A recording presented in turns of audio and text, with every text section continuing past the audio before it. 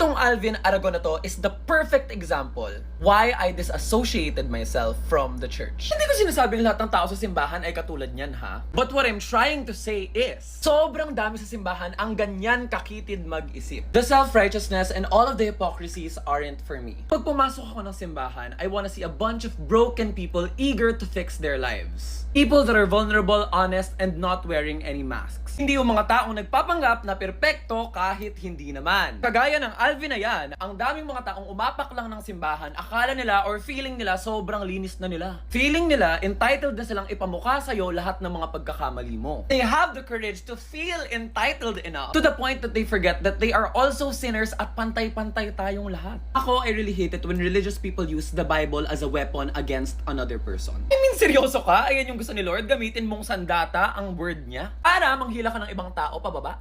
How pathetic. Correct me if I'm wrong, but the main goal of the church is to honor God and make disciples. So how will you encourage other people to become a part of the church if you would make other sinners feel unwelcomed? Hoy, just because nagsisimba ka doesn't make you better than everybody else. Pantay-pantay tayong nagkakasala. If you want other people to believe in the word of God, you have to practice it yourself. Hindi pwedeng selective ka sa kasalanan mo. You don't get to choose what sin is valid and what sin is not. If you are a Christian and you use the Bible to degrade other people, I think you should have a look at yourself. Ang point ko lang dito is walang mas angat, walang mas mababa kahit linggo-linggo ka pa nagsisimba. Ako lang to but self-righteousness will be the end of Christianity. Ayun lang. Salamat!